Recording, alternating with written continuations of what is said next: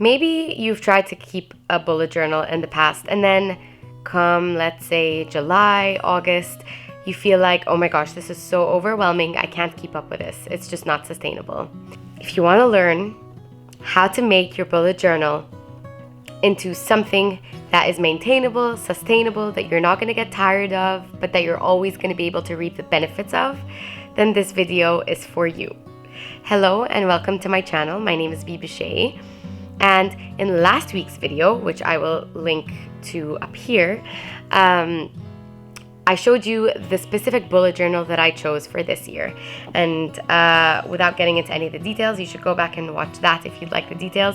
But I chose the Leuchtturm Actual Bullet Journal, which is in collaboration with the Actual Bullet Journal people. And I've really been enjoying using it so far.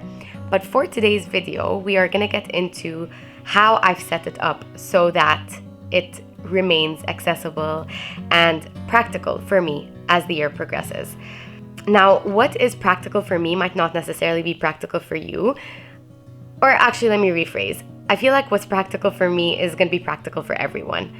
But if you are lucky enough to have maybe a more relaxed lifestyle, or you are by nature just a more organized person who's able to manage their time more efficiently than I am, then you might find that you have, a margin for even more playing around with your bullet journal than I do with mine.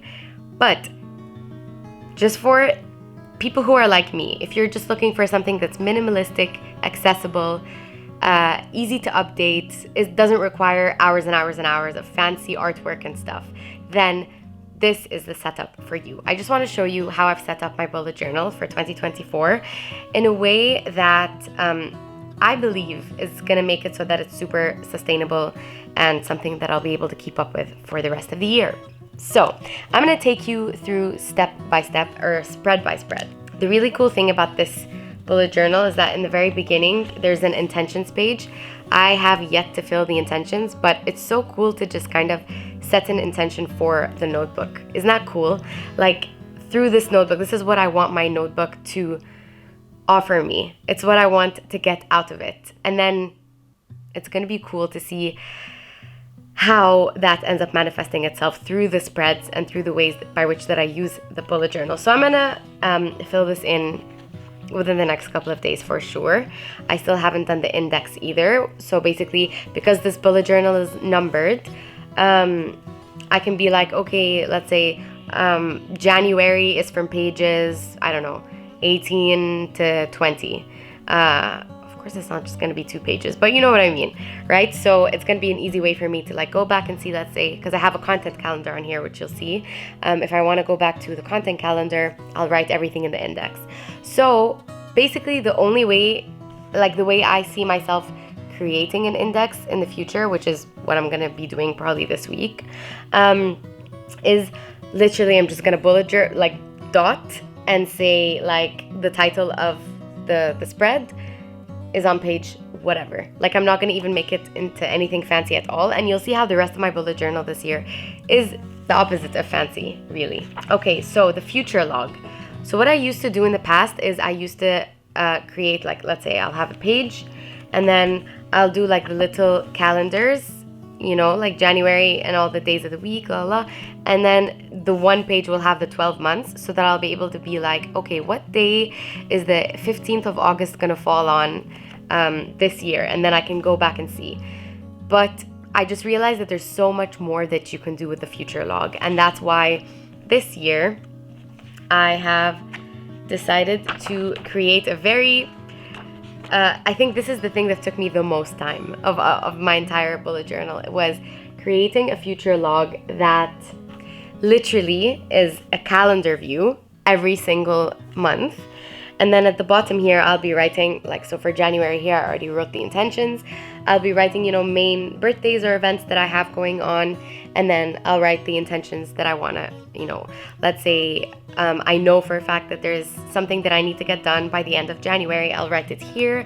Or just intentions on how many blog posts I want to publish, or how many YouTube videos I want to post and stuff like that.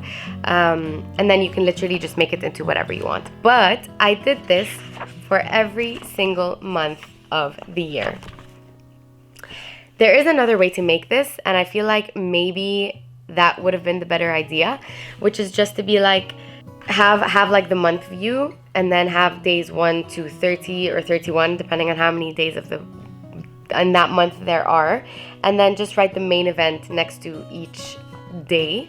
That would have been more minimalistic, would have taken less time, but I don't know. I just decided I had time and I wanted to do a future log that, I don't know, was meditative to even make. So that's why I decided to do that for all the days. But I promise, this is the thing that takes the most time, and you're never going to have to do this ever again. You just do it at the beginning of your journal, the end. Now, the next spread that I have was, and I did this last year and I found that it really worked and it was so great, was having my goals set up this way. So instead of being like, oh, I have these goals that I'd like to achieve by the end of the year, I feel like that always puts so much pressure on me, and I never really like to achieve goals that way. I don't like to feel like goals are just this thing that I cross off, whatever. And if I just have a goal at the start of the year where I'm like, oh, my goal is to, let's say, I don't know, blah, blah, blah, blah, blah. I don't know, whatever kind of goal. I don't know why nothing's coming to my mind right now. But chances are I'll write that goal at the beginning of the year, and then I'll forget about it. And then the year will go by and it'll be over, right? But last year, here's what I did. I broke them down into personal and professional goals. So I made a list of all my goals, the personal and professional ones. And then I divided this page into quarter 1, 2, 3, 4, and basically gave myself deadlines for each of the projects. I considered them as projects, not so much as goals. When I did that, it was like I was able to break them down into more bite-sized, more like digestible, mentally and emotionally digestible tasks. And then I was able to keep myself accountable. Every 3 months, I go and say, how am I doing on this? And it helps you stay accountable on your goals, and staying on top of things and being realistic and stuff. And if you're a procrastinator like me, then usually by the 3rd month of the quarter, you're like, oh my gosh, I'm gonna race against time to get this stuff done. But it works, it really does. Next, I have this very simple spread for books. I also did this last year, and it's basically just a spread where I'm gonna write all the books that I have read this year. I don't remember how many I read last year. I need to go back and count. But my goal for this year, one of my goals, is to read as many books as possible. I want to spend more time reading actual books than scrolling through social media. So help me God. And so I want to keep track of the books. It worked for me last year. It was very motivating. Now this spread is cool. This one is basically a spread that I got from Ali Abdaal, who is a YouTube creator. Like, you know, he has so many millions of followers, and I love him. He talks about productivity quite a lot, and so many of his tips are actually things that are very accessible and practical and approachable, even if you're a very easy person, right? Like, even if you're the type of person who likes things fast and easy, like me, this is just a great way to stay on top of your overall well-being, right? So he says to create this circle. I'll actually link to his video below. But to create this circle and then divide it into 3 big chunks, right? One chunk is for relationships, one chunk is for work, and the other is for health. Now within each of these chunks, you divide them into 3. So health is divided into body, mind, and soul. Relationships are divided into romance, family, and friends. And then work is divided into mission, money, and growth. And basically what I did is I'm gonna, at the start of the year, so in January, I'm gonna give myself a score from 0 to 10 on how aligned I feel like I am. So, and he talks about this, and it really opened my eyes to this concept of alignment versus goals that are being achieved, period. Is when you are aligned with something, it's like, yeah, maybe I'm not exactly where I want to be. Maybe I'm not making as much money as my goal is to make within the next 5 years, for example. But I am aligned in the sense of everything I'm doing in my life is aligned or is promising to take me in the direction where the goal will be achieved one day. So let's say my relationship with my family, maybe I'm having issues with a family member, or, you know, things haven't been great for a few months or whatever. But am I aligned in the sense of, have I made plans to, for example, patch things up with this person or whatever, then I will give myself probably a higher score. So it's how aligned are you in each of these areas. So I did one for January and I'm still going to fill it out.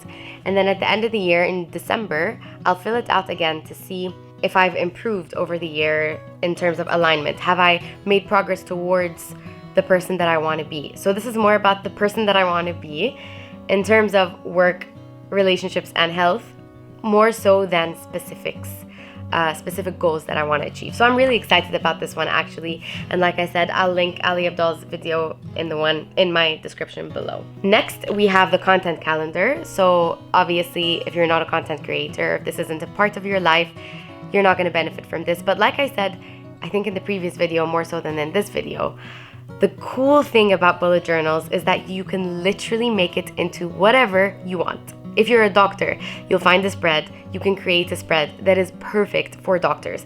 You can do whatever in the world with these pages. Literally, just go crazy. And if you're like me, look at how simple and minimalistic the spreads are. Like literally, I used a ruler for these, but I stopped using a ruler in general, and I just create crooked lines, and it's part of the beauty of it, and it's amazing. So basically I have January, February, March, all the months here, and then I'll write, for YouTube or for the podcast, because those are my two main content outlets.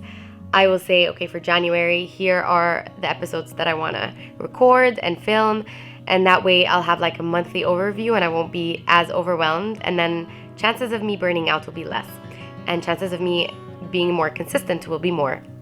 Again, fingers crossed. We set the systems in place that will, cast a positive vote in the direction that we want to go, and then we just hope for the best, right? So this is a system I'm going to keep doing, is just basically roughly planning out the content for each month. And then I created a page that's just brain dump, and as you can see, so simple. Literally, I just wrote brain dump.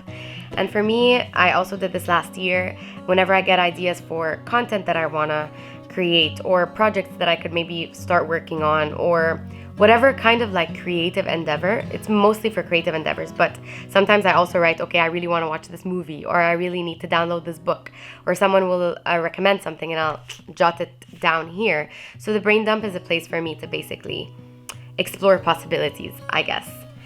And then right away, we go into January, and I just have the introductory page to every month be just this very simple monthly overview. Something I did forget to do, and that's why I did it in the very end, is the habit tracker. Usually I like to put the habit tracker at the start of the month. So I'll have the introductory page, and then normally the habit tracker will be on the very next page. But anyway, I right away get into my weekly spread. And this is where I write to-dos, and I also write notes. So let's say something very significant happens that day. Instead of doing a circle, I will do a dash, and I'll write the something special that happened that day. So for example, on the 11th of January, my sister got engaged. And so I even stuck a sticky, thunder thing here, because super cool, and I made note of that very important thing. And that's the cool thing, it's not just a to-do list. The weekly spread isn't just a place where you organize your week in terms of things you need to get done, but it's also a way for you to keep track of significant things that happened, because we're more than just achievements, right? We're more than just milestones that we get to cross off at the end of the day. We also need to keep in mind the good things that happen, or the significant things that happen, and that way keep track of our lives, right? So right away here, I stopped using a ruler and I just started doing squiggly things.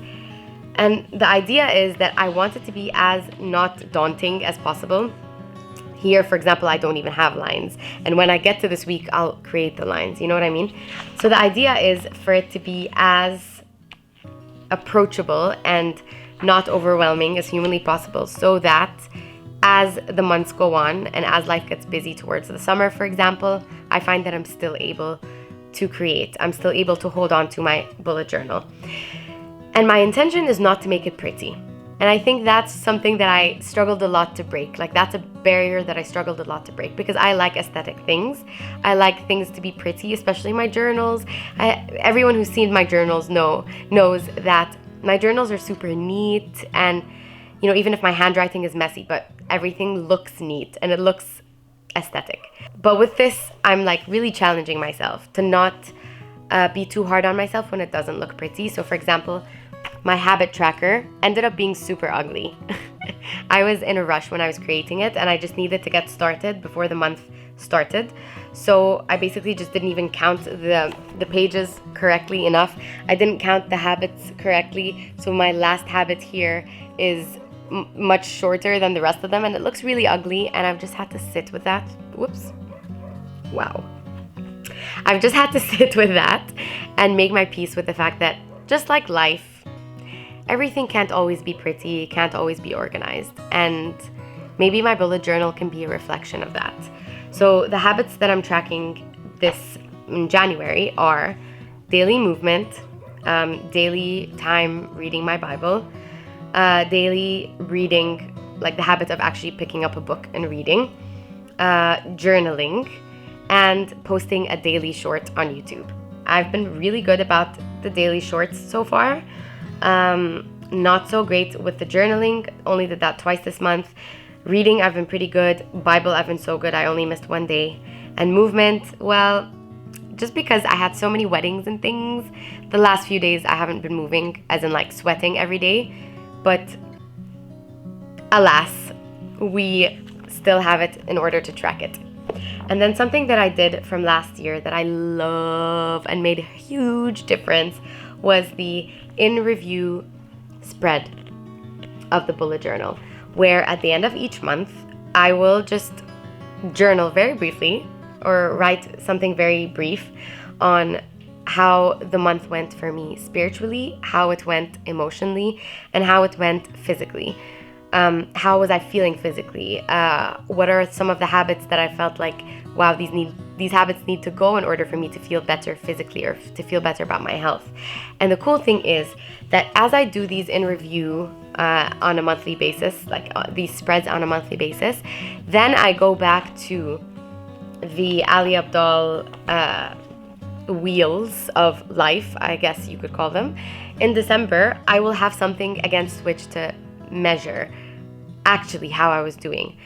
And that is the purpose of the bullet journal. Now, you could be like, oh my gosh, this is so impractical. Like, I remember when I did the first bullet journal video, my mom watched it and she was like, Booba, no one's gonna want to do this. Like, this is something so weird that only you would like to do.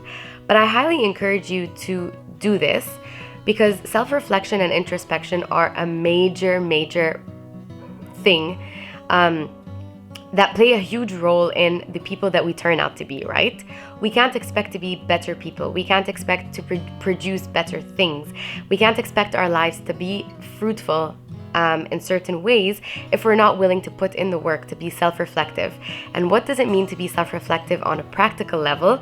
I feel like the bullet journal does that so well, is that it gives us a very regular, habitual, accessible, personalized, customizable way by which we can quantify our lives. See, really have like a mirror image of like the people we are now, have an idea of the people we want to be, and then be able to take the steps necessary in order for us to become the people, from the people that we are now to the people that we want to be.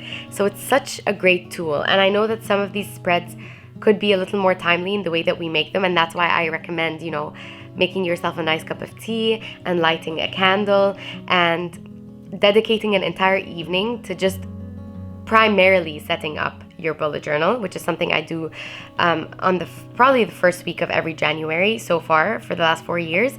It's become a ritual where there's a certain evening where I make tea, I light a candle, I play really soft music, and I really go within to consider what are the spreads that I really want to make that will help me be the better person, the better version of myself, or the version of myself that I hope to be at the end of the year.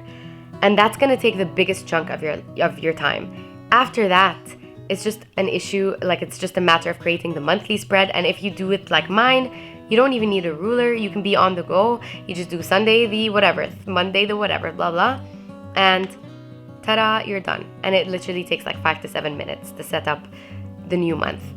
It's worth it. It's so worth it. It helps you build your character. It helps you take actual bite-sized and accessible steps towards a better future. And the cool thing is, so I took an online course with the simplified model, which is super cool. I highly recommend that you check them out. And I took my notes here because I believe that this session really serves the purpose of this journal for me, which is becoming a better version of myself, really tuning into what it is that I feel like I need, what it is that I feel like I need to work on, and making that a reality in my life. So I put the notes here, and we're gonna start with February and March and April and all that. All right, that was your tour into the, in my opinion, the most minimalistic, simple, accessible, approachable approach to bullet journaling. If you have any questions, please leave them in the comments below. If you have any suggestions, please leave them in the comments below. Let me know what kind of let me know what kinds of content you'd like to see on this channel. I can always keep making more bullet journal videos as my bullet journal evolves over the months. And as always, please be sure to like and subscribe, leave your comments, engage with my content. It really, really makes a huge difference. And yeah, I'll wait to hear your feedback, and I'll see you again next time.